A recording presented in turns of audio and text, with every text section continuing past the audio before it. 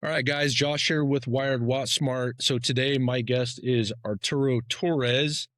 He is a local entrepreneur, a good friend of mine, somebody that I'm very blessed to have met. Art. It's been a great friendship here the last year or so that we've met. As promised, I did say I was going to have someone come on to kind of wrap up the financial series that we did, the blue collar financial series. Art has a pretty good background in commercial banking, so he's going to kind of speak to some of the points that I addressed in the first three episodes. Let's just jump right into it, man. Art, you want to introduce yourself here?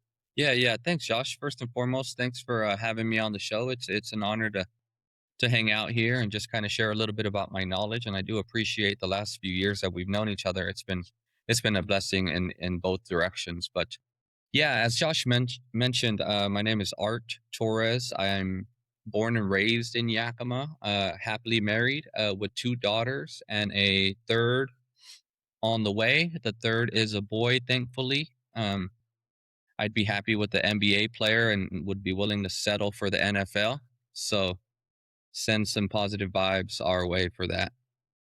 That's awesome, man. Congratulations on that. You guys got the boy this time. So Yep, Art Jr. was my vote, but we had a negotiation and we settled on Josiah James. So we'll have a little JJ at the house. And awesome, man. Congratulations. So before we dive into kind of the nuts and bolts of the financial pieces of it, just to kind of paint a background for listeners, like what is your background? Like what kind of careers have you had in the past? Your education, just like let's kind of lay some of that stuff out for the listeners. I actually got my degree in public health, double minored in Spanish and sociology from over at Central Washington University. So wrapped up my college career in 2011 and transitioned right into education through a couple of local schools. Got into my first business ownership opportunity through Farmers Insurance. Did that for a while and then transitioned into business banking in 2017.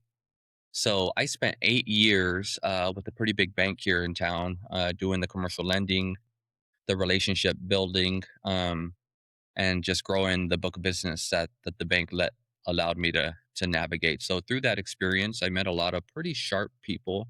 I met some people that I would not recommend as far as the path to entrepreneurship. So being able to see what I think is a good kind of basis for decision making and seeing things that I think are very risky was equally beneficial to me. So I get to see things that I think you should do and things that you should probably avoid, and then keep it neutral through how I manage the relationship. So Yeah, absolutely, man. So I didn't know that you were in the insurance game for a while. Tell me about that. So I started a from scratch business, which meant you start with zero clients. So through Farmers Insurance, they set me up with the commission program. They set me up with some support to go out there and tap into my natural market first and foremost, and then to expand on that. So I was able to grow my book fairly quickly. Did all the movie theater ads, did a couple of billboards, did a ton of volunteering, and that worked out very well for me. But then I had the opportunity to transition into a potential district manager, right? So to become a district manager, you have to be a business consultant. So I became an agency business consultant that was second to the district manager for our entire territory. So Okay. I was a first line of support through to all the agents that needed any kind of support, right? Whether they were trying to emphasize life insurance, whether they were struggling with staffing, whether they were struggling with expenses to become profitable, they would come to me. I would figure out how to resolve that or mitigate those concerns in the most efficient way. And that was kind of my job because as a district, we benefited when everybody was making money. Okay. And it was also my job to identify the agents that probably should not be agents for very much longer, right? They just didn't quite have the initiative. As a district, you want to provide some support, but you don't want to spoon feed anybody Gotcha. for too Gotcha. long of a time, right? So Yeah. we were willing to help, but we also wanted to make sure that we had time to do other things. Okay. So you've always kind of been in a obviously a more white collar field. Um business relations, you're managing relationships with people. Like is that kind of like one of your fortes, you would say? Yeah, I enjoy it, man. I would consider myself a people person. I love to tap into the why behind why people are how they are, right? Getting to know people, being able to identify similarities, right? Because of course you gravitate towards some of those like-minded traits that people have, right? Are Yeah. they willing to work hard? Are they willing to sacrifice? Are they willing to work smart sometimes? And so on and so forth. Those are characteristics that I try to apply to being a father and a husband and a business owner and an employee for when I was an employee, right? I wanted Yeah. to be able to stand out in some capacity so I can highlight my value so that could influence my compensation, right? When you're an employee, it's a little bit more difficult because you have to wait and wait and wait and wait. But through entrepreneurship, you can really navigate some progress as far as your income fairly quickly if you're willing to do things a certain way Yeah, and absolutely. willing to trade off some of your time and take some chances, right? The high risk, high reward scenario comes to mind pretty frequently, especially with the business that we're in right now. So, Right. So you bring up so you bring up entrepreneurship, and so what has I mean, what has your road to entrepreneurship kind of look like, man? Like at a young age, did you kind of know that you wanted to, kind of dabble in entrepreneurship? How did that fire kind of get started for you? yeah, that's a great question. I'm not sure when it actually started for me, but I got introduced to Dave Ramsey quite some time ago, and it was pretty interesting to hear some of the conversations and some of the stories there that identified people who were making $34,000 a year, and there's the financial problems that they had. And there was people that were business owners, and their business was making seven figures plus, and the type of financial problems that they were having. And I would rather choose the seven-figure financial problems than the gentleman who was only making 32K, right? So that's Yeah. what kind of triggered what's my fastest route to get from where I'm at right now, folding towels at the YMCA for $7 an hour to becoming a multimillionaire, Yeah. right? And Yeah. the answer was it wasn't through W-2 income through a traditional job, right? It was going to be through business ownership to some capacity. So that's when I really started to think about what I can do, right? I was doing some personal training, some basketball skills coaching, things of that nature. And that was making me a lot more money than the $7 an hour. So once you got the tangible return, and there was a lot more cash payments back in the day. So I actually had Yeah. a little wad of cash that was probably 300 and something dollars, but it was a lot better than a 90 something dollar check from the YMCA.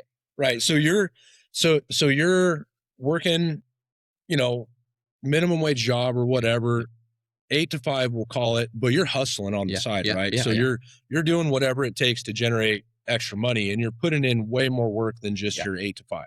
yeah, yeah. I think I was selling Pokemon cards. I mean, I was doing a little bit of everything. So Yeah. So you're hustling. I was hustling. I was hustling for sure. That's what's up, dude. So I talk about that in a lot of the past episodes where, um, if you really want to get on a come up, that's Yeah, what you got to do, yeah, right? Like you're working your 8 to 5. You're kind of basing your spending and your bills around your 8 to 5. You're kind of living that lifestyle. But if you want the extra stuff and you want to get on a real come up, like you gotta get a side hustle. You got to do something yeah, yeah, at yeah. first, right? Like before you get to the next steps of owning the business or taking the bigger swings at things, like you got to have some sort of side hustle, some sort of means of extra income coming Yeah, absolutely. Unless you're a supermodel in training, man, and you're just if you just got all these, and I don't, Yeah. I hopefully, you guys just listen to this and you don't watch the video, right? So you guys can believe me. But yeah, man, I wasn't blessed with certain characteristics. So I knew that I had to be a little bit sharper, a little bit more creative, pretty clever with my approach to figuring out how to solve problems a little bit faster so I can move on to the next project and find the bigger opportunities that would give me a bigger return on my time. Absolutely, man. So what business are you guys in right now? So my wife and I, we own Empower Meal Prep. We started that 5 years ago in 2021. We started it out of our house, actually. We were just prepping some meals for ourselves. My wife was a manager at Costco. I was with the bank. And we had enough peers that were just kind of commenting on the food that we were prepping. And Yeah. jokingly, they would say, I'd pay you for that. And at some point, we started to ask, like, well, how much would you be willing to pay? Just out of curiosity. And then the very next week, we were offering 2 meals, at $8 each, so on and so forth. And Yeah. my wife we looked at each other and we said, "Hey, I think there's an opportunity here because I'm getting more questions." And she was like, "Well, I'm getting more questions." So right when we started to think about turning it into a business, COVID happened. So Okay. we had actually submitted our paperwork for the business license and they kicked it back saying the government's not working. So we had to wait for COVID to wrap up and then when the shutdown lifted, we submitted the paperwork and we got kickstarted in 2021.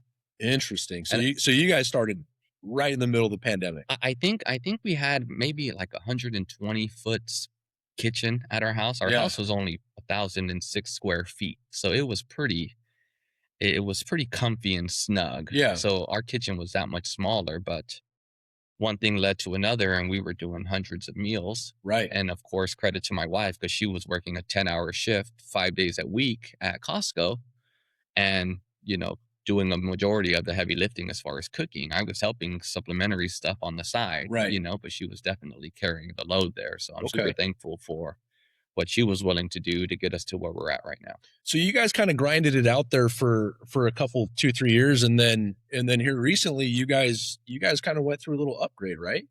Yep. As of June of 2025, we had been looking for commercial kitchen space to rent and or purchase, and it was just pretty difficult to find somebody who was willing to share commercial kitchen space because they're typically in the same industry, right? So Yeah. you're potentially competition.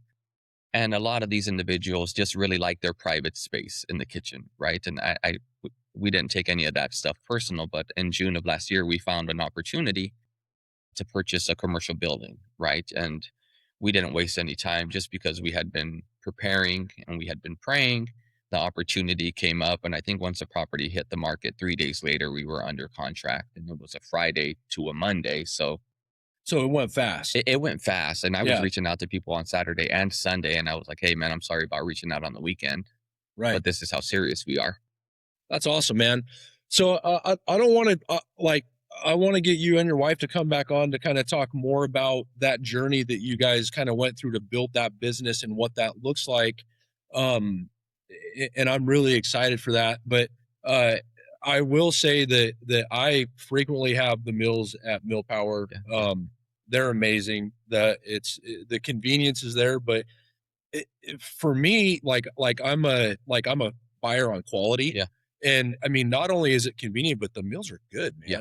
Like they're really good. They're healthy, and it's convenient. So, if you guys haven't heard of Empower. Yep. Empower, Yeah, we're pretty active on our social media at Empower Meal Prep on Instagram, on Facebook as well, and you can check us out. Our website is active, so if you just want to Google Empower Meal Prep, you'll see what menus we have, what menu options we have available, our price points, the list of ingredients, and just a quick breakdown behind why we do what we do, right? And it's basically just trying to bring healthy products, tasty meals, and trying to make them as affordable and accessible as possible so people can get on to somewhat of a consistent regimen because there's a lot of long-term benefits to healthy eating.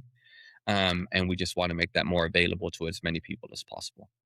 That's awesome, man. It's such a value adder to the community as well, man. What you guys are doing. Yeah, obesity rates are through the roof. I mean, the number one killer is heart-related conditions, Yeah. right? And I think anytime you attribute, some of these rougher diagnoses and you add like obesity to the equation, it just becomes that much more difficult to overcome, right? So if we can slowly start to address some of that stuff, it puts us as a people in a better position to fight these difficult battles and to see a better result at the end. Yeah, absolutely, man. Absolutely. All right, man. So let's get into the main reason why I wanted you to come on today. So the previous 3 episodes, I kind of lay out the blue collar financial roadmap is what I call it. And just to kind of recap that and bring you up to speed. So I kind of lay out a plan that starts when, a guy or a gal is out of high school, 18, 19 years old. The key foundations to this plan are, building credit and saving money. As the person progresses, gets a little bit older, they're building credit, they're learning a trade, they're making more money, right? I kind of talk about the next steps of getting into like that first loan, whether it's a Yeah. car loan, a dirt bike, a jet ski, something like that, to kind of keep building on that credit. Yeah. And meanwhile, the key thing in this plan is saving 10%. Yeah.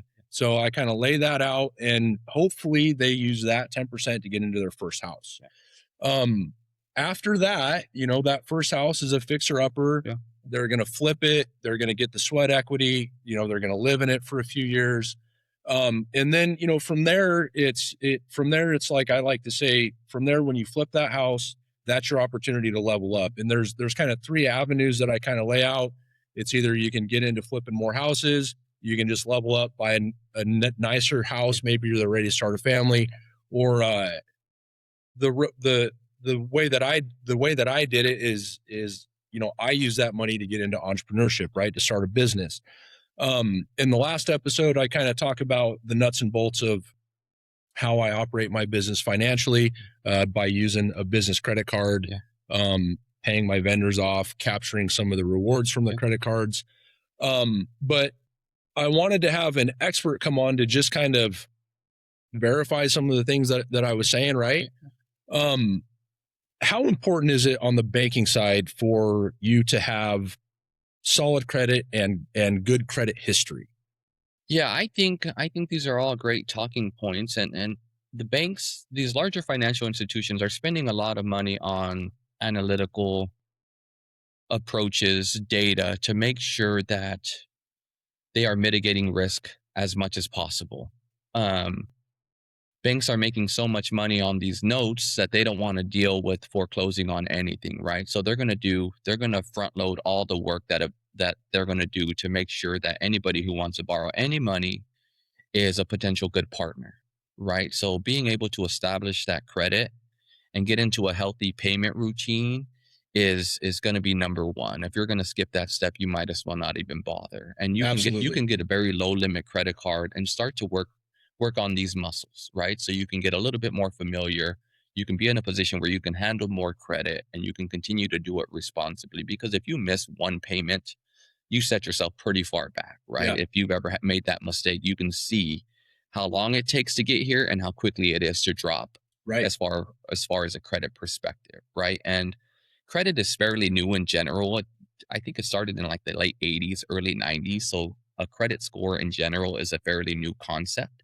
And banks have used it to kind of eliminate some of the additional work that they have to do to determine if you're responsible, Okay. right? So they're going to put a number behind it that you kind of wear on your shirt anytime you come into a bank. The bank is going to find out at some capacity or another, and that's going to be the first thing that they're going to take a look at, right? If you're in the 600s and you're already talking in circles around why, you're probably not in the best position to ask the bank to borrow much money. But if you have a solid 700 plus, even a high 600, now you're holding some weight, you have some credibility. Banks are a little bit more interested in getting you a glass of water, making sure that you're comfortable because they see an opportunity to make money, Absolutely. right? But it goes both ways because you should look at the bank as an opportunity to also use their money to make money. It's just leverage, Yeah. right? Yeah. And it's important to have these relationships at the local level with the credit unions and the big banks because it's not one shoe fits all, right? That they're going to be offering different products. They're going to be taking a look at different criteria to make sure that whatever your ask is weighed appropriately based on their process to make sure that they can green stamp it as opposed to seeing that red decline stamp. Gotcha. So, I mean, in general, like if somebody starts with a low limit credit card, and that's kind of what I lay out in the first episode, is like that's the best way to start, right? A low limit credit card, use it for everyday expenses, pay it off at the end of every month. That way you're not. What would you say, like, what's the timeline before you start actually building some real credit using that method? Yeah, I think you can see an uptick in your credit fairly quickly, especially if you're working, you're making money, you're transacting on the card, you're making payments. I would even recommend bi-weekly, every 2 weeks, throw a payment on there, showcase some activity. Okay. All that stuff is going to trigger the process to give you a little bit more of the progress that you want to see on this credit score. Right. And if you start with the $250 limit or whatever it is, just make sure that the bank is aware, whoever your partner is aware, is that you're looking to get to 500. And then when you get to 500, make sure that they're aware that the next tier is $1,000. And if you can build a relationship with whoever's at the bank, get to know them on a first name basis, so they know who you are. They know when you're coming in, and maybe they could get to the point where they're calling you to say, hey, you know what, I double checked, and actually we can get you to $1,000 already. Yeah, absolutely, Right. man. And starting that relationship early with someone at the local level has to be massively beneficial for 7, 8 years down the road when you're ready to, get into a house, or 5 years down the road, whatever that looks like, right? Because Yep. then they're looking at all your personal credit history Yep. on a local level, and they know you personally, Yeah. right? I mean, that has to be very beneficial. Yeah, absolutely. I mean, the relationship with the bank, especially if you have aspirations to do some of these things that we're discussing, as far as real estate investing and starting a business, if you're starting with the training wheels and you eventually want to get those off and you want to increase your speed, you have Yeah. to have a relationship. Banks now in the 21st century, they call it relationship banking, right? So if you just show up, they don't have any of your accounts, and you want a loan, a lot of the times they're going to have stipulations to say, hey, we're going to need your accounts. We're going to want you to get some kind of credit card with us, so on and so forth, just so they can maximize the return on the relationship. They want to be able to access a lot of your activity to make sure that you're the right kind of partner that they want to keep Gotcha. in your book, right? In my banking experience, there was times where I had a non-bank client who wanted a loan, and of course I wanted to do the loan because there's commissions for me, but I wasn't allowed because they were technically not a client. Gotcha. But So that's why you got to get them signed up with a checking and a yeah, savings and a credit exactly. card. We want to be able to see what the activity looks like. We want to see that there's money in the account. We want to see the account that's going to be making the payments on the note, so on and so forth. It's just transparency, right? Again, banks are going to mitigate risk as much as possible. And if we're not familiar with the balances, the spend activity for a business because we just have the loan, it makes the banks a little bit uncomfortable. Gotcha. No, that makes sense, man. So let's talk about in this roadmap when somebody is ready to kind of go in and get a pre-approval, right? So let's talk to the situation where um we got the 22, 23, 24-year-old guy. He's been working, for 4 or 5 years in the trade. He's starting to gain some traction in his career. What does that look like for that guy to go in and get pre-approved to start looking at houses on a more serious level? Yeah, in the scenario, I think it's a pretty easy conversation, right? So say you stepped into that bank when you were 18, and you've showcased this capacity to be responsible with the funds that they've allowed you access to, right? You've increased your income hopefully within that 4 years to some capacity. You have a checking account, your balance has been growing, you've been using the credit card responsibly, and now you can show up and have a conversation with ideally a mortgage specialist Yes. that can go through a scenario and tell you what they're going to look for before they can get you a pre-approval. And you can say, well, I've been here for 4 or 5 years. I know that I have at least 15 grand, or here's my Yeah. credit score. I mean, you're going to do a lot of work that this mortgage specialist is now going to save time on. So you're probably going to gain some favor with that mortgage specialist as well, right? So you get to know them on a first name basis. You have the banker to back you up. The banker probably issued a referral to the mortgage specialist. So the banker's probably going to get a kickback. And now the mortgage specialist can probably make some money on getting you a pre-approval, right? Yeah. That's the name So of the game. you're a person. So in this situation, like you're a strong candidate, Yeah. right? Like you're someone, like you've built this relationship with a local bank or local credit union, whoever that relationship is, whoever the relationship is with. Good credit history, decent money, good work history. Like you're someone the bank wants to do Yeah, business yeah. with. Yep, absolutely. So being realistic in what the ask looks like, right? If you're making 50K a year, you have to be realistic about what your debt service can cover. Right? Absolutely. $1 million mortgage, not realistic, right? Yes. You're probably looking at anywhere between 150 and 200K. And that's that sweet spot for that fixer upper, right? It's a perfect spot because we Yes. haven't mentioned whether this individual is married, has kids on the way. Right. There's a lot of variables there, right? There's a ton of There's a variables, ton of variables there. But in this situation, again, if this person is aspiring to do some of these things that we've discussed, I think they should be realistic, right? In identifying, okay, how much cash can I put down so I can make this mortgage affordable, lock in the best rate possible, and keep the hustle going so I can either slowly start to build my next down payment or try to tackle this mortgage as quickly as possible, because then that creates other options, right? Whether Yeah. they want to tap into a home equity line of credit or whether they just want to be able to sell this property, get as much equity out, and then invest that into the next house that's 250 to 300,000, right? Right. And that might be like a quality of life improvement, or it might be the duplex, right? Absolutely. So now you in 2026, these duplexes are not 150, 200,000, and if they are, you probably don't want Yeah. for a ton of reasons, right? So the cost to get in the door is becoming increasingly higher, and it's not at the same rate of inflation. Inflation, we left inflation behind a long time ago. It's Yeah. just not cutting it. So you have to be honest with yourself as far as how much you want that lifestyle and compare it to how much you're willing to work.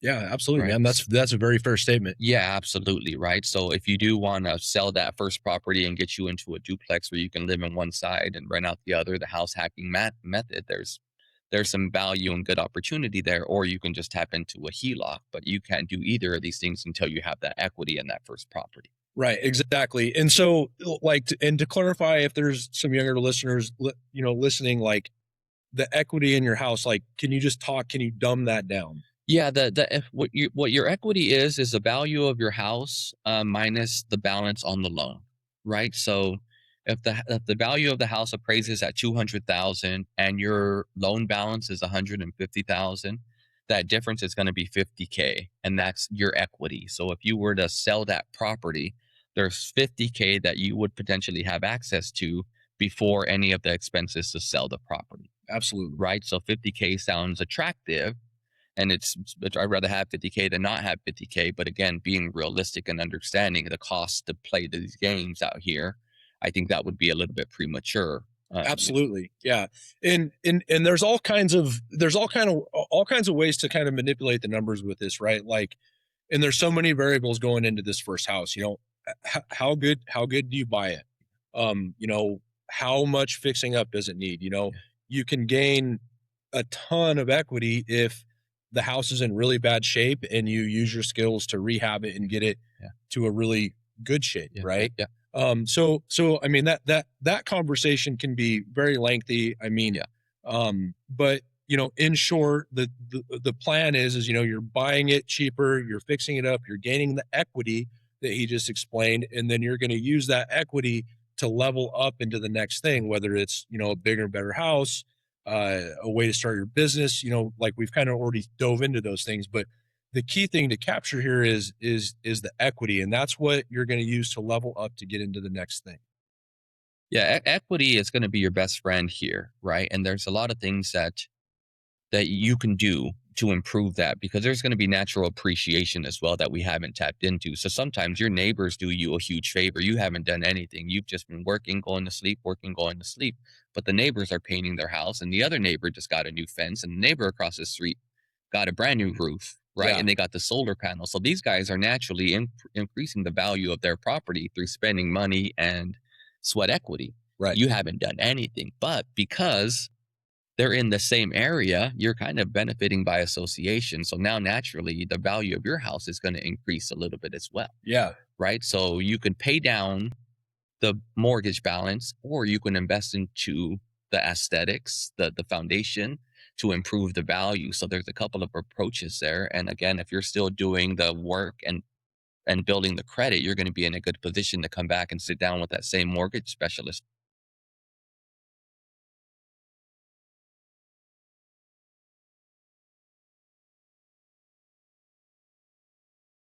Okay, so the next piece I want to dive into is, kind of, in episode 3, we kind of got more into, some of the ways that I'm running the business financially. Like some of the methods that we're doing is, we're using a business credit card to pay off vendors and subs. We're capturing some of the rewards from that. But on the commercial banking side of it, like, how different is getting into those loans, like on the commercial side, lines of credit to operate businesses, maybe startup capital for some people? Like, that's a completely different conversation than getting finance for that first house. It is completely different. Yeah. Right. And I think there's a misconception, right? Because there's a lot of clients that I work with and prospects that came to my desk that were in the market for something on the business side, and they were using their experience in buying their first house or their second house as kind of credibility, right? Like, hey, I've gotten a pre-approval, just give me a pre-approval for the commercial side. But the commercial side has a completely different set of risks associated with what they do, right? The reality is 1 in 5 businesses isn't going to make it 12 months, right? And That's a real stat? yeah, it's a real stat. I think there's 5 million new businesses established every year. I think that's what's been the average for the last 5 years. And 1 in 5 don't make it Okay. past the first 12 months. It gets worse. The numbers get worse. Yeah. So if you're surprised by that, after 3 years, the numbers increased. And by the 5th year, it's like 65% of those businesses aren't around, right? It's something pretty daunting. And the banks are fully aware. Absolutely, because they're basing all these decisions on statistics and numbers. They don't care if you're funny, if you're smart, if you're popular, if you got a varsity jacket. They don't care about any of these things. They know what the numbers are, and they base their business based on the data and the analytics that they pay a lot of money to have access to, right? So whether you say, oh man, I'm about to start this business and I already got a bunch of people who are, they said that they would hire me. And people are really good at saying things and not following through, first and foremost. So I'm not trying to discourage anybody from starting a business, but just, again, you have to be realistic, because these banks don't operate through any other standards but real numbers. Right. So they're going to mitigate risk through and through, right? They're going to understand how long you've been in business, because of course we want to see what the sustainability is as far as, your cash flow over time, the balance, the revenue, right? What assets are you accumulating? What type of growth is happening? If you're staying stagnant and it's year 5, that's not an automatic no, but it's also like the bank is going to care about who you are as an individual as well, right? Do you show the capacity to grow the business and repay this loan? Right? These loans make the bank a lot of money, and they're typically a little bit higher interest. Yeah. So they want to make sure that they put some money out there and they get their return, and they don't want to expose those funds to anybody who has a track record of being kind of a little bit risky. Absolutely, man. So what does that look like for somebody who's starting a new business? Like, is that very difficult to get? It's very difficult. It's very difficult. And that's kind of what I figured. Yeah, absolutely. Right. So, I mean, I've offended a lot of people through just me communicating something like that. It's not that I don't believe in you. It's not that I don't think you can be successful. I believe there's people who want to support you. Yeah. But the bank is not quite ready to put funds out to support that based on the numbers, right? Especially if you're in a particular industry, because we haven't went into how daunting the numbers are. If, say, you're in the food industry, the restaurant industry, or whatever, the cannabis industry, right? Things of that nature, they have a different set of risk factors that the banks are, again, fully aware of. Right. So the numbers get a lot worse than 1 in 5.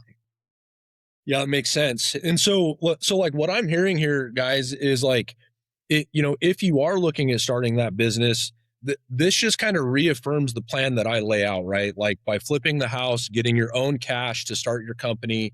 And then maybe like after you've been in business for a handful of years, like if you need to borrow some money and you have, the good payment history and you have all your kind of stuff in order, then you can kind of go to the bank and start looking at ways to generate capital with the bank. Yeah. I will say that a credit union is a lot more realistic as far as a starting partner. They may be willing, especially through the SBA capacity, right? SBA, the Small Business Administration, they're a lot more willing to take on some risk at the exchange of higher fees and a higher interest rate, right? These loans are different only because they're backed by the government. So if you default, whoever loans you those funds will be made whole. Yes. But they're going to pass on those fees and costs to you. Yeah. Right. So getting an approval for an SBA loan. I mean, I don't want to speak too much on this because my knowledge is limited. I mean, I have read up on it. I have talked to some people, but that's there's a lot of paperwork and there's a lot of navigating through that. And there's a lot of very strict qualifications to get those loans. Yeah. Right? If you would call getting a personal credit card, say a small popcorn at the movie theater. Yeah. I would consider a commercial loan that we've talked about a large popcorn, right? There's definitely a difference in size between if you can picture the small popcorn and the large. Getting an SBA loan is going to be like the double XL jumbo-sized popcorn. Yeah. The process is a lot more strenuous. It's longer. And again, it's more costly because, again, anytime you involve the government, typically it's not a good indication that they're there to actually help you. Absolutely. Yeah. And they're really not there to simplify things, right? So they're going to take that much more precaution on the front end of things to make sure that you qualify before they give you access to the funds, Yeah. right? They're going to make a payday loan at 30% interest look pretty attractive, and that's roughly halfway. Right. And the end zone it's like a moving goalpost as well, because of course you've seen the government make announcements and make adjustments that impact people that are halfway through the process. Yeah. And then it's like they got to start over. Yeah, like you go from being halfway to a quarter, or Yeah. actually that paperwork, actually we're not using it anymore, but here's the new packet. Yeah, Right? that makes sense. And you're at the mercy of the government, right? You've showcased that you don't really have leverage here because you're in front of SBA for a reason, right? If you were an ideal perfect candidate, you'd probably be at a conventional bank because those rates are more competitive. Mhm. The fee structures are more favorable. The actual underwriting process is a little bit more simpler. But in this situation, SBA, again, you're going to pay the fees, you're going to have the higher rate. So you have the expectations that are pretty reasonable for it to be a little bit more difficult. Gotcha. So also on the commercial side, how much easier or how much harder is it to get like a commercial credit card with a bank, right? Because that's the method that I've always used. Like Yeah. like at one point I had a small line of credit with B of A. I never ended up using it, but I've always just operated off of a credit card. Yeah. Like instead of business loans, I've just operated off a credit card. Is that easier for like that owner operator to come in and maybe start with that $5,000 limit and then just build off of that? It's absolutely easier, right? Depending on what phase you're in as a business owner. Credit unions, again, or some big banks would be willing to take a look at it, just a personal guarantee, right? So if you've checked all the important boxes on the personal side, your business is fairly new. Banks also understand that you need some access to capital for your business to function, and they'd rather secure your business early through a gesture of good faith on this business credit card. So in case you do see this huge growth and expansion, you're going to be like, man, this bank has had my back since day one. Absolutely. So you bring all your deposits, you're going to bring the line of credit, you're going to get all your lending, all these things are going to be done. The merchant servicing, all the, payment, treasury management stuff. It just it results in the bank generating a lot of revenue from these clients. And go ahead. And this is where the relationship piece comes back into it, right? So you're doing all your banking at, say, bank X, right? All your deposits, everything. You've got this small business credit card. You're using it. You're paying it off. You're using it. You're paying it off. You're asking for increases in the credit card, right? Yeah. You're building rapport. Yeah. You're building your business credit per se, right? Yeah. And then when you are ready to take that big swing, having all this history and having this relationship with this banker or this bank, it's pivotal in getting you to the next level, right? From that 1 to 2 man operation to that 5 to 6 man operation. Or, like if you really blow up, you're going to go from that 5 to 6 guy to that 30 guy. And that's when you're going to need the big operating capital, right? That's when you're going to need a fleet of vehicles. That's when you're going to need this working line of credit to cover capital and expenses that you're going to need to continue to operate your business. And if the bank can verify that you're responsible and you're operating your business because of the bank, they're going to be as happy as they can be. Right? Absolutely. When you call, somebody should answer. Right? When you need something, you'll probably have a relationship banker. The way that's how we connected. Absolutely, right? Because you were a higher tier client for us, right? And you had proven what you were capable of. They say men lie, women lie, the taxes don't, right? Once you can get tax returns that showcase profit, you've given yourself leverage. Yeah. Right. Hey, I did make $700,000 and this is how much I profited. Yeah. And my projections showcase a 24% growth. And this is how we're going to do it. Right. If you have a relationship banker, he's going to want to know that stuff. Yeah, absolutely. And if you can show up and be like, hey, I was actually wrong. I thought it was 24, but it was 32.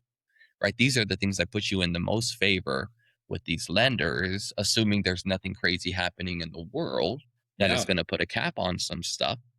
right? But of course, if you have a 30-man team and you have company vehicles, right, there's going to be some fleet services that you're going to need because you typically want them driving company vehicles. Each of these rigs is going to be set up for them to do their job efficiently. So Right. they're not traditional vehicles. So there's going to be a cost behind a bulk purchase, and then you got to get them over to the welder who's going to cut the, they're going to be pretty, right? Absolutely. Like you Yeah. at 30 employees, I mean, you should have a lot of money coming in because you're going to have a ton of expenses going out, Oh, absolutely. Yeah. right? Yeah, absolutely. So Yeah. if you can showcase to the bank that you have that healthy balance and it's kind of trending upwards, and you have this high limit credit card and you're spending it on everything, but also paying it down, spending it on everything, paying it down. Yes. If you're getting a ton of rewards, that's great. We're happy for you because you're going to be really proud of that, right? And it's going to put the bank in the best position. We're happy to give you a 2% kickback because all these other things that you're doing is making us a lot more money. Yeah. So we can take a 2% loss if we're going to make, 40% return on our money and somewhere else. Yeah, no, that makes sense. So just to kind of, you know, just to kind of like reaffirm the plan that I lay out though, I mean, these things start at a very young age of doing the basic things, right? Like these basic things of building credit, saving money, managing your money. Like if you have those foundational skills in your toolbox, all of those things transfer all the way up, right? And I truly think that like those are the foundational things of financially managing your business and having a financially healthy business. Yeah, absolutely. I think if you can work out those foundational principles early and establish that relationship with that bank early as well, you're going to be set up for success. And something we haven't talked about is how that correlates over into how you navigate the financials for your family, right? It's very, very similar, Yeah. right? You're going to want to have this relationship with the bank. You want to have the credit cards. You want to have some of these things if you've already showcased the capacity to do it responsibly. But the drawback is that a majority of people use these credit cards irresponsibly, Yeah. and they take on these car loans irresponsibly, right? So to be able to be intentional with what you're doing and have an end goal in mind, because okay, you want to build credit, you shouldn't be so desperate that you go get as many loans as possible, right? You have to do Yes. everything with reason, right? Logic Yes. has to play a factor to some capacity, Yeah. right? And with internet access, 25 days, 25 hours a day or whatever it is, right? There's enough information out there for you to be able to filter through to see some of these clear cut principles that put you in a position to make the next right move. And if you're willing to do that and have a reasonable time frame, you're set up for success. Yeah, absolutely. And and you just nailed it, man. Like it comes down to, building a timeline and putting some goals on paper. And then the thing that I think is so crucial that you don't see on the socials. I mean, like nobody talks about like the real timeline and like the trench warfare that it takes to Yeah. like get to Yeah. like building some real wealth, right? Yeah. And I mean, it doesn't happen overnight, guys. Like it happens, it takes time. I mean, an art kind of touch that, like it's very unrealistic that you're just going to go out and get a loan to start a business with no Mhm. with no background or no business history. And that's why I lay this plan out of getting into a house, flipping it, generating a chunk of money to go start that business and get going, because it is very hard to just go borrow money to do something like that. You're not going to do it on hopes and dreams, guys. Yeah. And Yeah. so That's right. it's just it's so important to have these foundational skills along with like a realistic timeline and executing the plan, stacking small wins along the way. And if you're patient and you execute it, you can get way up here. Yeah, absolutely. And I think if you're willing to seek out those people that are like-minded, that you see are living a life that you think that you would enjoy or you would benefit from or you would love to raise a family in that type of circumstance, I mean, you got to keep yourself around them, right? If you Absolutely. invite people to coffee, Yes. pick up the tab for lunch, say, "Hey man, I just think you're pretty sharp, man, and I would love to pick your brain, can we grab lunch?" Right? And if they don't answer the first time, then give yourself a few days and touch back in and say, "Hey man, again, I just saw your last post and that's so cool. I'm genuinely impressed." Yeah. Like you start with flattery, work your way in the door. Everybody likes free food, take them over to Empower Meal. You Right know what on. I'm saying? But that's cool. I've done that multiple times, right? Whether Yeah. it's just to build a relationship, to establish a new client through whatever you're doing, right? You could use a lot of these similar methods. People that are established in business, they want nothing more to be able to share their wisdom as they're getting into their second decade, third decade, because they know Yeah. things are changing and they're like, hey, I Yeah. know things are fancier and shinier, but I still think if I can redo this, I would still do these things. Even in Yep. 2026, I would not skip this step. I would still go door to door. I would still, I know there's no Yeah. phone books, but I would still make phone calls. I would still do this stuff. I would not rely on the Globe thing in Vegas to showcase. I wouldn't do all that stuff. I wouldn't have the money, so it's not been an option, right? Yeah. And it's interesting, like I've had mentors kind of pour into me.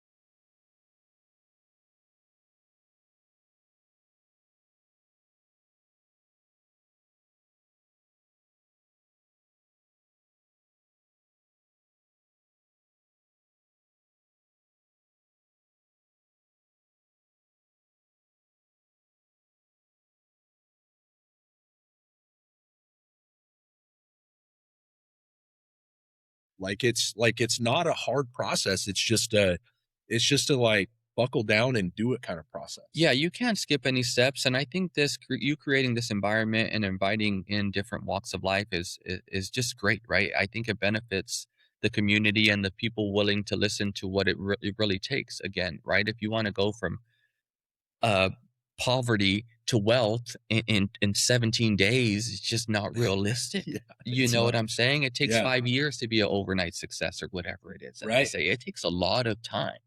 But I'm telling you, if you're willing to put in the work, if you're willing to drink the water and eat the healthy food and sleep, your body's going to respond, right? It's the same thing, right? If you're going to invest into a healthy marriage, here's what you should be doing. You should be listening. You should be slow to anger. You should, all these things. And then the Yeah. result is a happy marriage. If you want to get along with your kids who are just, you have to do all the things that involve patience and grace, right? And I'm Yeah. talking as a father of a 4-year-old and a 2-year-old, and I know that I struggle there, Yeah. right? And it's important for me to hear this. It's going to be important for me to listen to this again because I'm putting it on paper. Now I can't deny Yeah. the admittance that I've struggled in these areas, right? But as a Christian man, I believe that God has me exactly where I'm at right now for the right reason, Absolutely, right? So man. I'm encouraged through reading the Word on a regular basis, staying in my devotional, and making sure that I'm prayerful on the sunny days and on the severe thunderstorm days that we had last night. I was thankful that my daughters were looking to me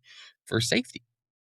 I knew Yeah, that they man. were safe, but it felt good that when something would happen, they would come to me, Absolutely. right? And I was able to re-encourage them to say, hey, mommy and daddy will always be here. And there's value and strength in being able to hear myself say that. You know, I was locking all the windows, quote unquote. I was double checking. And sure enough, my 2-year-old was like knocking on the door and she said, safe, knocking on the window, safe, she was saying, because that's what she saw her dad do. Right. So I want her to continue to see her dad loving on their mother, being good to our employees, treating people with respect, being kind. Those are the things that I really hope that transitions from what me and my wife are doing into how they grow and how they develop. Yeah, Right. absolutely, man. Just by leading by example, just you try to Yeah. be that example for your kids. Um,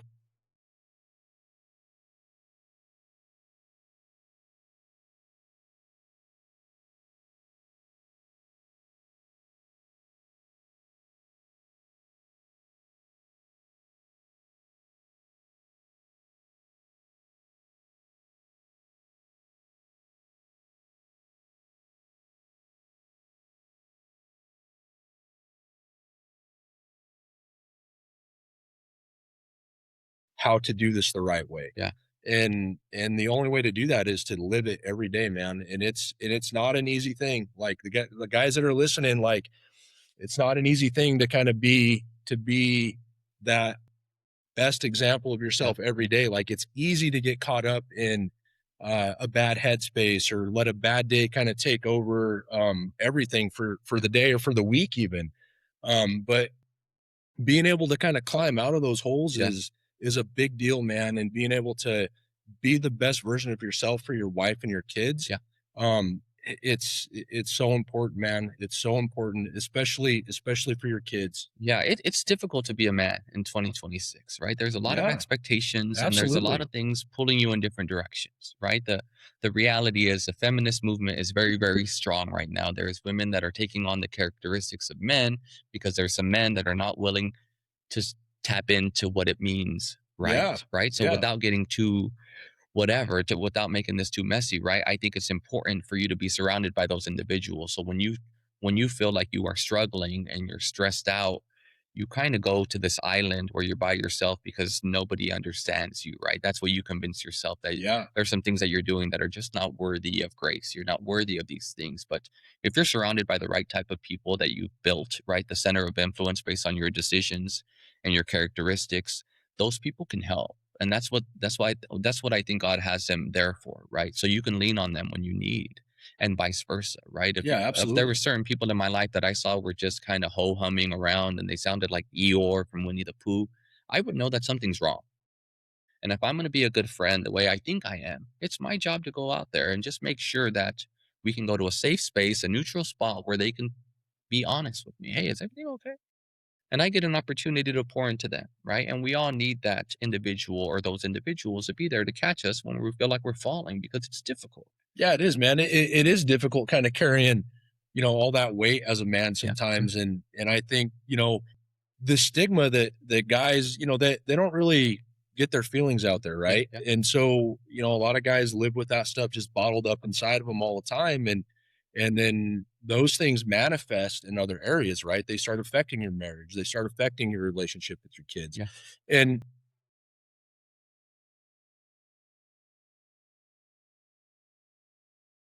God, years, man, up until the last couple years where I've kind of started figuring out that, okay, I do need to talk about some of these things. Like, I do need to get some of this stuff out. Like, that's why I've been a miserable prick for the last Right, week. right. That's a You know, reality because it if you pick up all these tools and you everything goes right from a financial standpoint and the banks love you, your staff loves you at the cost of your family, it's not worth. absolutely You know, it's the not. Bible says, "What is it for a man to gain the world yet lose his soul in the process?" It's just not worth it. It's not a trade-off that I want, right? So it starts with an attitude of gratitude, depending on if you believe in God or not, to be thankful for the opportunities, the flexibility, the freedom of choice, to be able to say, "Hey, I'm gonna have a good attitude today." Yeah. And Yeah. even saying that while you're in a bad mood is like the heaviest lift you can do in the gym. It's so annoying. You Yeah, know, I dude. get on my own nerves sometimes thinking of the last thing that I read in the Bible that I thought was good or my devotional when I'm in a bad mood. I'm like, he's not talking about me, you know, he's talking about something else. You know, just let me sulk for a little bit. But those are missed opportunities. You know, being able to pick up my daughter and do something fun with her right when I see her, as opposed to just yelling hi from a different room because I have things to do. Right. Those are the things that I don't want to miss because at some point I probably won't be able to pick her up, Absolutely. you know, so on and so forth, right? So without getting dramatic, that's kind of my perspective. It's important to navigate these goals on the personal side and on the business side, literally and figuratively, because you want to be spiritually in a good spot, emotionally in a good spot, you know, professionally in a good spot, you know, all these things that are important to living high quality life, Yeah. right? It's not determined by your credit score. It's not a number. It's not a number in your bank account. It's a certain feeling that you have, and you're able to share that feeling on a daily basis with those that you come across. Because we have to have a why behind the why. I want to have $10 million in the account. Why? Yeah, What dude. Yeah, what can you it's do with that? I want to have a 9,000 credit score, yeah. right? So you can just make a sure. Do you just want to be able to tell people you have a 9,000 credit score? Yeah. I think being able to be financially free so you can be generous is kind of my reason because it feels cool to tip a little bit higher at the restaurant. Yeah, It'd man. be nice to be able to pay somebody's rent that I know that I That you can maybe help. maybe buy a small car for somebody. These things sound crazy to people because they haven't tapped into what that, you know, it just starts with small steps, right? Being able to save the 10% that you talked about, putting a little bit of money away, being ready to be generous, tithing your 10%, whatever it is, right? These are muscles that you shouldn't overlook, right? You don't want to be this guy that can bench more than he can squat, right? Nobody wants to be that guy. Your legs should be the strong. You should be squatting more than you deadlift, right? You got to be balanced, right? You can spend money, you can save money, and you can give money. That's it. There's Yeah. nothing else that you can do, right? And you should be doing some of everything all the time. It's just a proportion. There's definitely times where I shouldn't be spending as much as I should. I am. Yeah. And there's times where I should be saving more. Sometimes where I should be giving more. Right? There's times where I was like, man, I should have tipped more. I gave the dude $10, which is fine, but it would have been cool to give him $25. Yeah. Dude, that's amazing that you have that outlook, man. And it's just amazing. I mean, and I hope more people can start looking at things like that, right? I know the last couple of years I've been definitely trying to change my mindset as far as how I look at just everything in general, man. And so just if anybody hears this, just know that you can make a mindset change. I mean, it takes work though, man. It's hard. It's very hard to change your mindset from a negative mindset to somebody who looks at things optimistic, right? Yeah.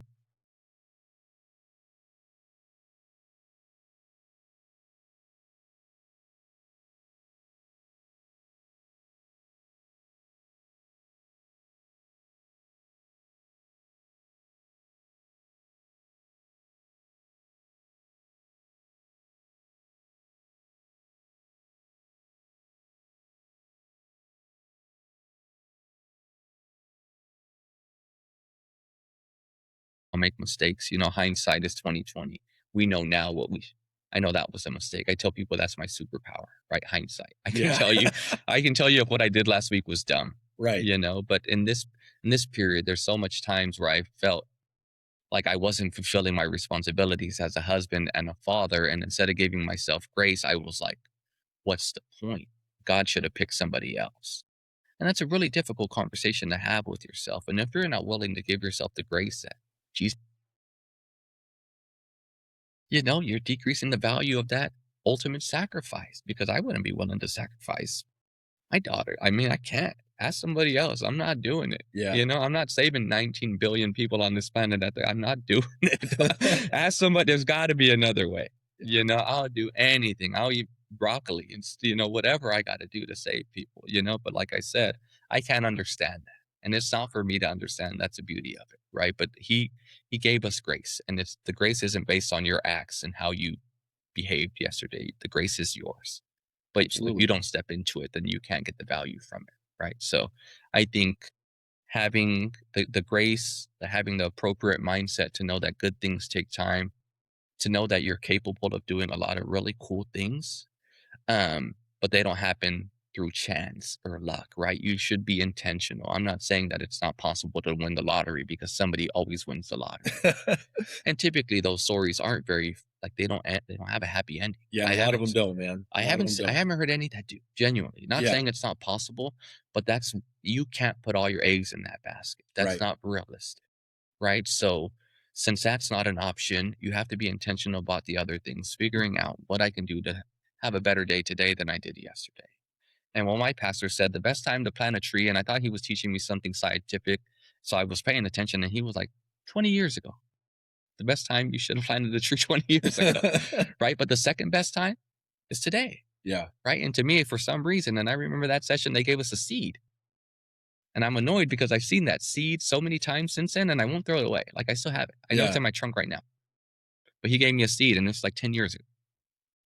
And that perspective still resonates with me today. Yeah. To think about these opportunities. Maybe I haven't been the best father. Maybe I haven't been the best husband or the best coworker or the best business owner or the best whatever. But there's an opportunity to shift that.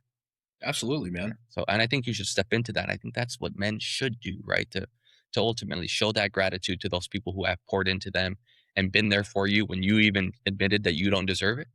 To be intentional about what that gratitude looks like. And for us, that's probably our wives. Yeah. Right. That's a reality of it. Right. So I know what I'm going to do when I get out of this, when we get done here, because I'm preaching to myself. I'm not talking, if this resonates with anybody listening, I'm very happy because I'm being genuine, but also I'm saying this for myself, because I think we can all use the reminders and use accountability, right? Accountability shouldn't be a bad word that you're afraid of. Accountability is incredibly important. And I think that's what we're lacking as a people.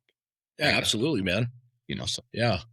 That's dude. That's that was great there that you just kicked out, man. That was something really special. Man, guys, I I feel like there's a ton of value here in this show. I mean, not just in meeting Art and learning the financial stuff on the banking side of it, but there's a lot of personal stuff that just came out, guys. And I've said it on past shows too. I mean, if you're struggling, reach out for some help, man. Like, don't carry all that weight on your own. Like, reach out for some help, talk to somebody. I mean, at least give it a shot. You'll definitely feel a lot better about it. Yeah, amen to that. I'm sure anybody who's listening has some kind of means of communication with Josh, and I'd be happy to make myself available because there's plenty of times where I didn't know who to reach out to or call, and of course there's scary statistics out there that showcase how men are a lot more susceptible to the thoughts of suicide. Yeah. We can tap on that real quick just to showcase that there's different options, right? There's a lot more men that actually commit suicide than women. Right? And typically you think about one phone call that could have redirected them, one conversation that could have redirected that individual to make a different decision that day. Yeah, absolutely. Right. So that's kind of what we're getting to, the mental health of this approach to make sure that this rat race doesn't get so exhausting where you don't have the reserves to look out for yourself as an individual, because that's a dark place. Because when the financial doesn't go right, or whatever business plan doesn't go right, and you don't have the reserves to look out for yourself, that's a scary place to be. Yes, it is. Absolutely. Right? So be intentional about building your center of influence. Be a good friend, right? A good friend is attractive to a good friend. And I think if you could establish those people that you can lean on for support, emotional, spiritual support, I think you're going to set yourself up for success, because you're not going to do all this work by yourself. If that's what your game plan is, you are misguided. I think you're going to see a result that you're not happy with. You're not set out to do this life by yourself. And there's no such thing as a self-made millionaire. No. I mean, you're going to be cut off at a self-made thousandaire if you're lucky. And that's just not as exciting. Absolutely, man. Absolutely.